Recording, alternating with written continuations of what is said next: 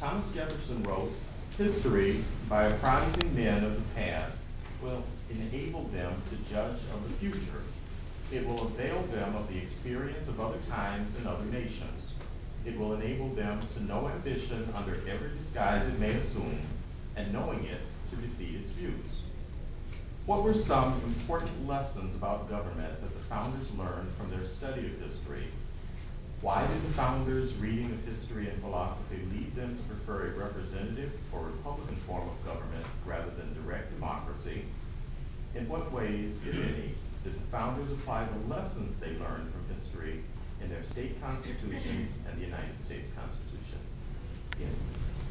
From ancient philosophers, Aristotle and Cicero's ideas about civic duty and democratic structure, to the natural rights theorists, John Locke and Thomas Hobbes' essays regarding social contract and humanity's inherent rights.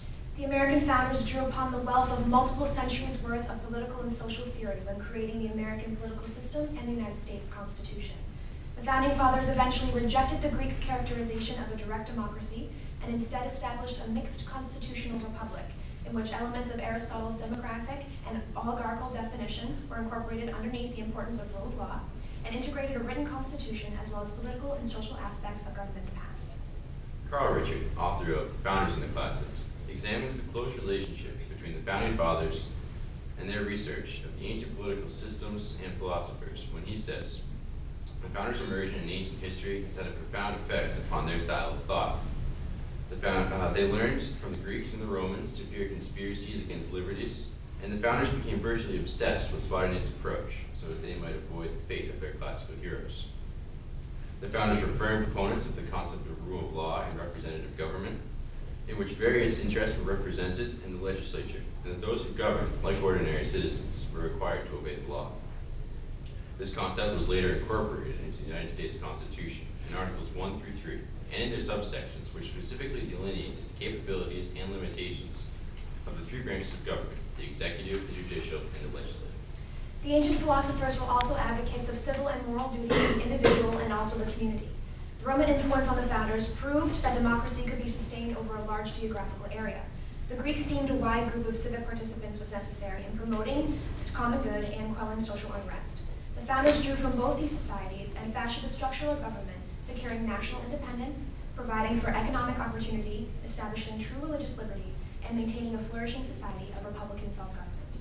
Their main objective was to safeguard against another autocratic and right-suppressive government, reminiscent of their previous subservience under British rule, and to explicitly define the role of government in relationship to its citizens.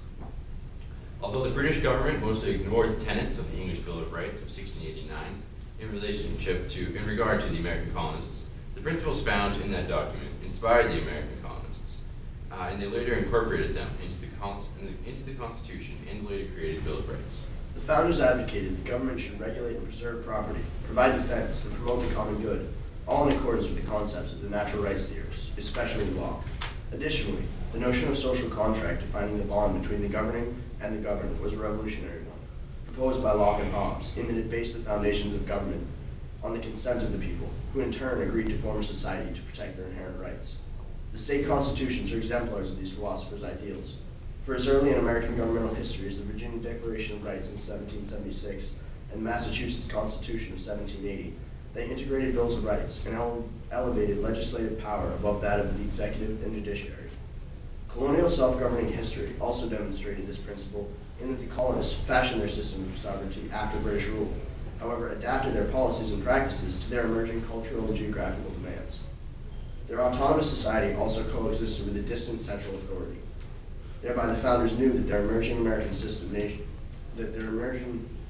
American nation would prosper under both the local and federal government system. Delving into the written accounts of government's past and the philosophical and social treatises of ancient scholars and theorists enlightened the American founding fathers and inspired them to form a mixed constitutional democracy rooted in the principles of Inherent rights acknowledgement, Rule of law, and Republican legislative egalitarianism, a set of ideology that best exemplified the attitudes of the American colonists and founders, as well as the bedrock of the state and federal constitutions.